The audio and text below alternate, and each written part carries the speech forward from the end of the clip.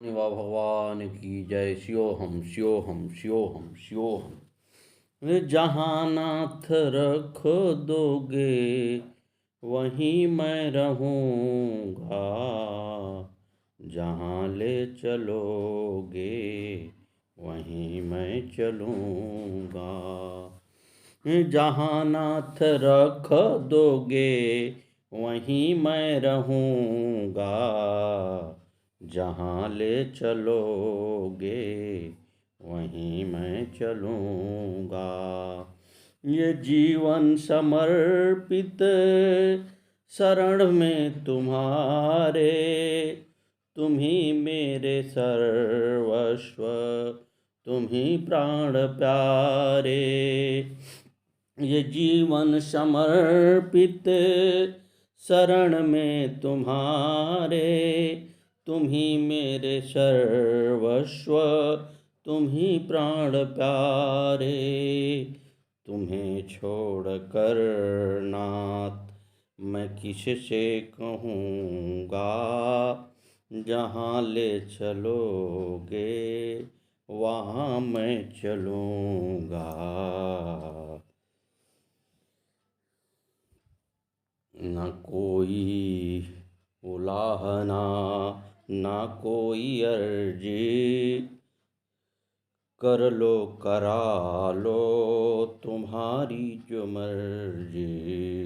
ना कोई उलाहना ना कोई अर्जी, कर लो करा लो तुम्हारी जो मर्जी।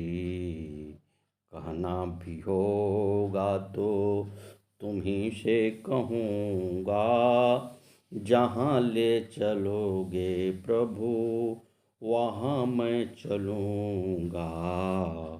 दयानाथ दयनीय है मेरी अवस्था, दयानाथ दयनीय है मेरी अवस्था। तुम्हारे ही हाथों में मेरी सारी व्यवस्था। कहाओगे नाथ जो वही मैं कहूँगा, जहाँ ले चलोगे वहाँ मैं चलूँगा। तुम्हारे ही दिन हैं तुम्हारे ही रातें, कृपानाथ सब है तुम्हारी कृपा से। अरुण को रख लो प्रभु अपने शरण में, जहाँ ले चलोगे प्रभु वहाँ मैं चलूँगा। सद्गुरुवे नमः सद्गुरुवे नमः सद्गुरुवे नमः सद्गुरुवे नमः सद्गुरुवे नमः। श्री मौनी बाबा भगवान नमो नमः। सद्गुरुदेव भगवान की जय। अब गुरुदेव ने घुघराली में रहना शुरू कर दिए थे और बराबर क्षेत्र में घूमते रहते थे। खैरपुर का किशोरी नाम का एक भक्त गुरुजी के साथ सुबह से शाम तक रहने लगा था।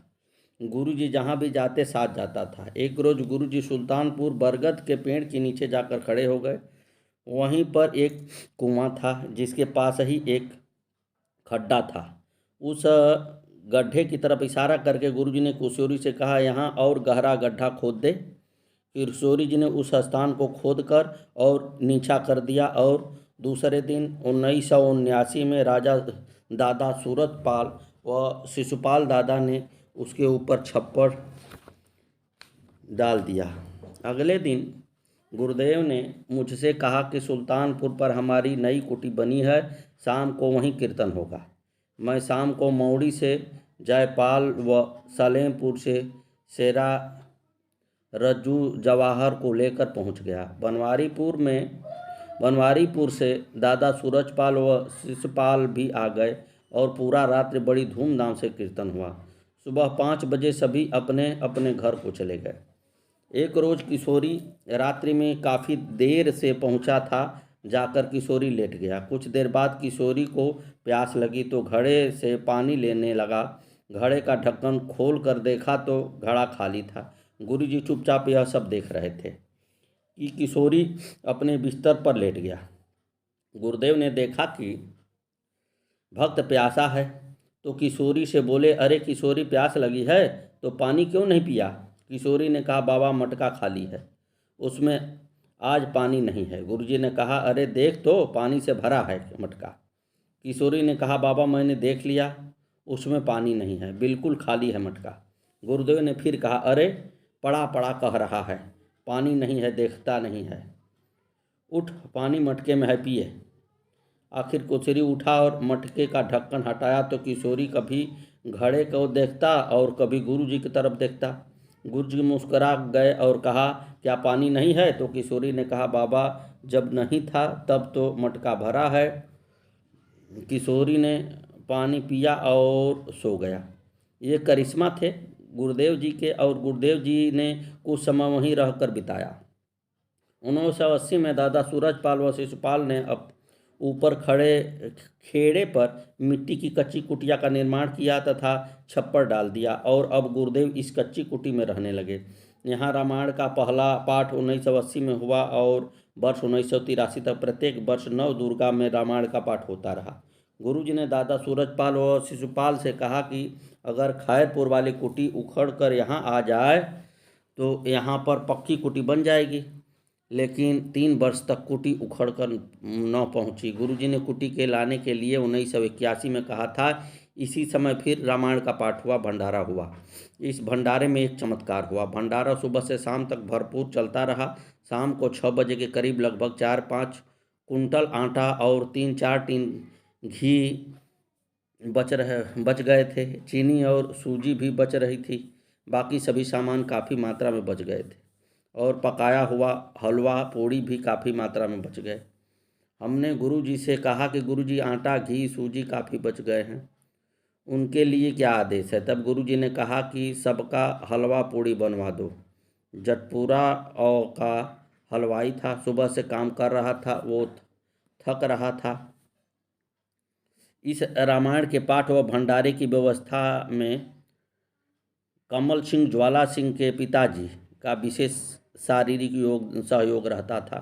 उन्होंने हलवाई को समझाकर काम करने के लिए राजी कर लिया और भट्ठी चालू हो गई, लेकिन हलवाई ने मक्कारी करनी शुरू कर दी। उस समय लकड़ी और कोयला की भट्ठी पर काम होता था। हलवाई ने पूड़ी सेकने वाले पौना से घी भट्ठी में झोंकना शुरू कर दिया, जिसकी वजह से भट्ठी तेज हो गई और कड़ाही में घी जलने लगा और नीचे भट्ठी में भी जलने लगा।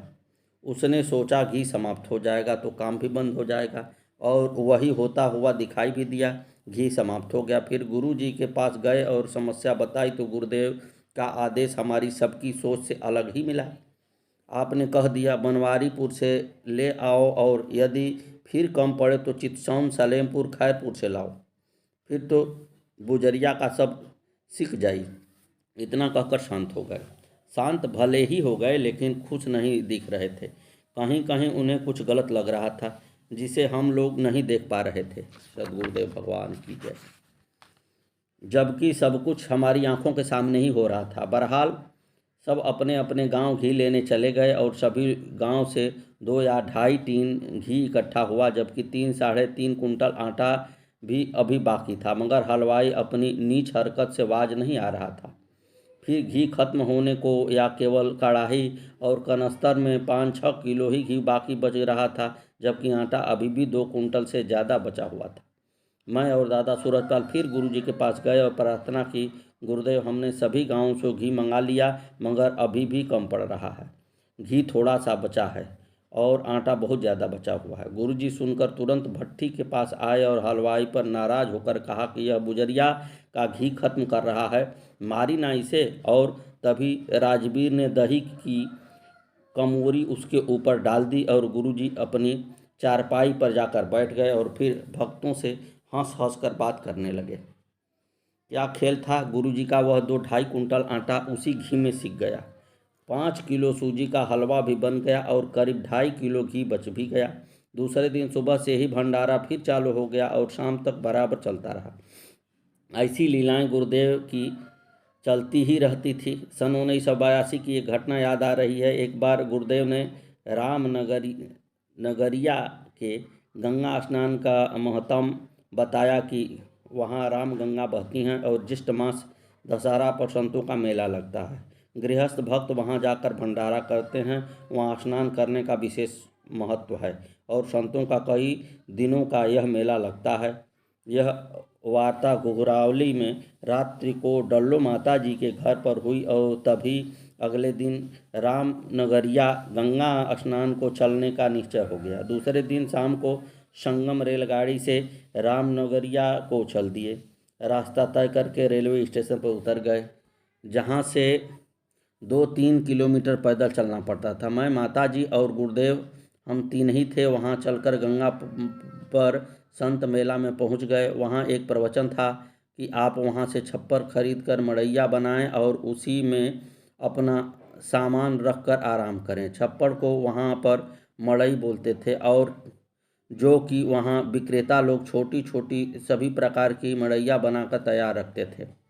गुरुजी ने आदेश किया कि एक मड़ई खरीद ली गई और गुरुजी के लिए भी एक मड़ई ले ली गई और उसी में गुरुजी को आसन लगा दिया गया। गुरुदेव आसन पर विराजमान हो गए और सामान व खाना रख दिया गया।